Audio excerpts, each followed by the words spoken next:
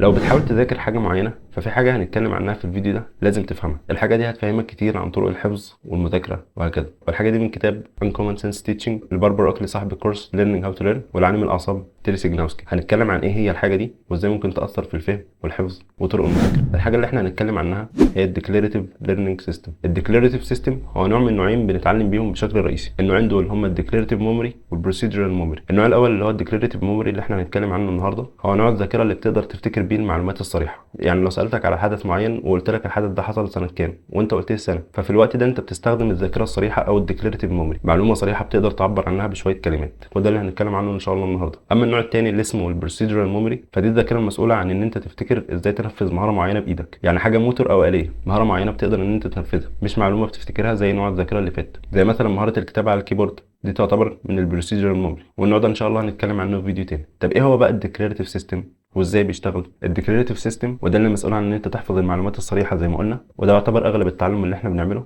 في ثلاث حاجات بيشاركوا فيه بشكل رئيسي. الحاجه الاولى هي الوركينج ميموري او الذاكره العامله، ودي الذاكره اللي بتكون شغاله لما تكون لسه اول مره تستقبل المعلومات دي، وجزئين تانيين من الدماغ اسمهم الهيبيكامبس والنيو كورتكس، وهنشرح دول كل واحد ايه في الديكلاريتيف سيستم. في الديكلاريتيف ليرنينج المفروض ان الهدف ان المعلومات تتنقل من الذاكره العامله دي اللي لسه بتسمع المعلومات لاول مره للذاكره طويله الامد. الذاكره طويله الامد دي موجوده في النيو كورتكس اللي احنا قلنا عليه. المعلومات بتتنقل من الذاكره قصيره الامد للذاكره طويله الامد عن طريق الهيبيكامبس. الهيبيكامبس بياخد المعلومات من الذاكره قصيره الامد علشان ينقلها للذاكره طويله الامد اللي موجوده في النيو كورتكس. النيو كورتكس دي بقى منتشره تقريبا في معظم الدماغ، ولو خدتها بقى من الدماغ وفردتها قدامك هتلاقي حجمها تقريبا 24 انش في 24 انش، تبقى قادر ان هي تستقبل مجموعه معلومات كبيره جدا. ده يخلينا نسال سؤال: ازاي الوركينج ميموري او الذاكره العامله بتقدر ان هي تاخد معلومه معينه من الذاكره طويله الامد؟ يعني انت لو في امتحان وعاوز تفتكر حاجه معينه، الذاكره العامله بتكون مسؤوله ان هي تجيب لك المعلومه دي من الذاكره طويله الامد. ازاي بقى بتقدر تختار المعلومه دي من وسط المعلومات الكتير؟ الحل بيكون في الاندكس او الفهرس. تخيل كده ان انت قدامك كتاب كبير جدا وعاوز تطلع منه معلومه معينه. الحل البديهي ان انت هتروح للفهرس بتاع الكتاب،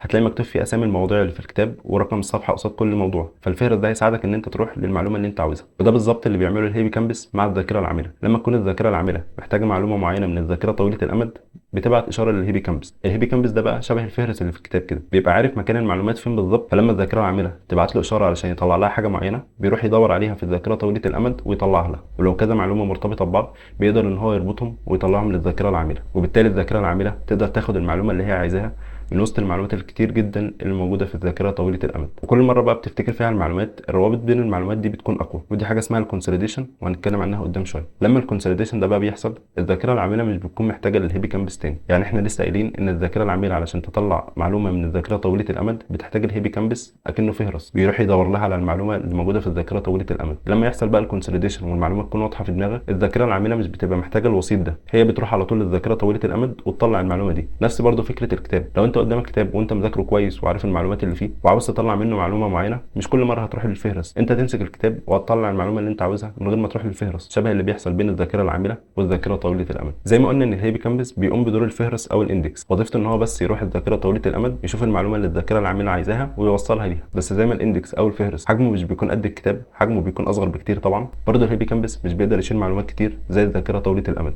وده ليه تاثيرات كتير عن المذاكره والحفظ هنتكلم عنه. بس في الاول هنقول على المثال هنفهم من خلاله ازاي الديكلاريتيف سيستم بيشتغل. هنتخيل ان في مدرس بيشرح حاجه لاثنين من الطلاب، هنسمي الطلاب دول هيب ونيو. هيب ونيو زيهم زي اي طلاب، كل واحد فيهم عنده مميزات وعنده عيوب. ميزه هيب ان هو بيقدر يحفظ المعلومات بسرعه، يعني تقول له المعلومه يكررها وراك على طول، مش بيحتاج تكرار كتير علشان يقدر يسمع المعلومه اللي المدرس لسه قايلها. بس مشكلته ان المعلومه لو ادمت شويه مش بيقدر يفتكرها، يعني هو بيفضل بس فاكرها لفتره قصيره، وكمان المعلومات اللي بيحفظها مش بتكون كامله، هو بيحفظ بس الحاجات الرئيسيه. اما بقى نيو بيقدر ان هو يفتكر كميه معلومات كبيره جدا اكتر بكتير من هيب. بس المشكله في نيو ان هو علشان عنده معلومات كتير جدا فبيتلخبط لما بيتشرح له معلومات جديده، وكمان بيحفظ اصعب بكتير من هيب. يعني لما المعلومه تتقال له لاول مره مش بيقدر ان هو يرددها على طول زي هيب، لازم المعلومه تفضل تتكرر له كتير جدا علشان يقدر ان هو يحفظها. بس برضه عنده ميزه ان لما بيحفظ المعلومه خلاص بتفضل في دماغه فتره طويله جدا اكتر بكتير من هيب. في المثال اللي احنا قلنا عليه هيب هو الهيبيكامبس ونيو هو النيو كورتكس، والمدرس هو الوركينج ميموري او الذاكره العامله. الذاكره العامله او المدرس في المثال اللي احنا قلناه بيحدد لكل طالب من الاثنين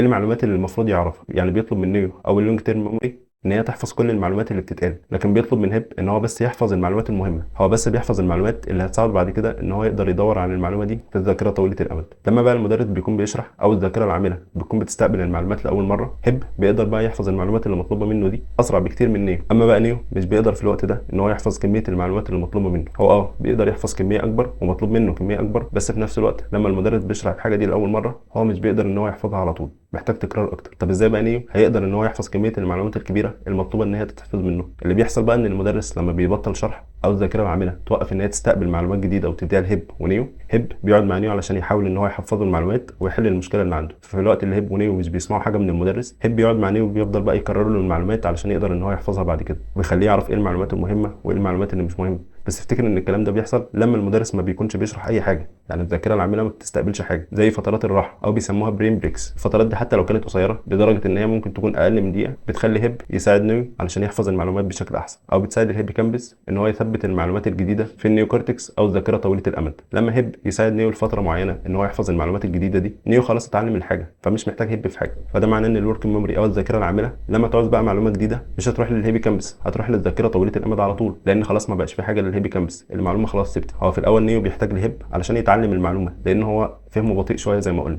وبيحفظ المعلومه بصعوبه. لما يحفظها خلاص بقى، وده اللي اسمه كونسوليديشن اللي هنتكلم عنه دلوقتي. يعني ايه كونسوليديشن؟ تعال نتخيل ان انت بتحاول تحفظ معلومه معينه، لما بتيجي بقى تحفظ المعلومه دي لاول مره بيكون عندك معلومات كتير متلخبطه مع بعض. الكونسوليديشن بقى دوره ان هو يشيل لك المعلومات اللي ملهاش لازمه واللي ملهاش علاقه بالموضوع، ويربط المعلومات المرتبطه ببعض واللي هتساعدك ان انت تفهم الحاجه بشكل احسن، علشان بعد كده يكون عندك صوره واضحه للمعلومه تقدر ان انت تفتكرها بعد كده بسهوله. وزي ما قلنا ان الكونسوليديشن بيحصل بمساعده هيب او الهيبوكامبس، وبيحصل في النيوكورتكس او الذاكره طويله الامد. الهيبوكامبس عنده شويه معلومات رئيسيه ومعلومات مفتاحيه يقدر ان هو يوجه بيها نيو علشان يخليه يحفظ المعلومه الكبيره اللي هي الكامله، وده اللي اسمه الكونسوليديشن. والكونسوليديشن ده طبعا بقى بيحصل مع الوقت وعلى حسب صعوبه الحاجه وهكذا. طب ايه اللي بيحصل بقى لو المعلومات دي ما حصلهاش كونسوليديشن؟ يعني انت ذاكرت المعلومات لسه لاول مره وما اتدربتش عليها كتير، زي مثلا ان انت وراك امتحان بكره وذاكرت كميه كبيره. ايه اللي هيحصل في الحاله دي؟ اللي هيحصل ان المعلومات اللي انت هتكون عارفها في الوقت ده هتكون بشكل رئيسي موجوده في الهيبوكامبس. وزي ما قلنا ان مشكله الهيبوكامبس ان هو بيقدر يحفظ المعلومات المفتاحيه بس، مش بيقدر يحفظ المعلومات الكبيره على بعضها، وكمان بيقدر ان هو يحتفظ بالمعلومات لمده قصيره بس. وبالتالي حتى لو المعلومات اللي انت عرفتها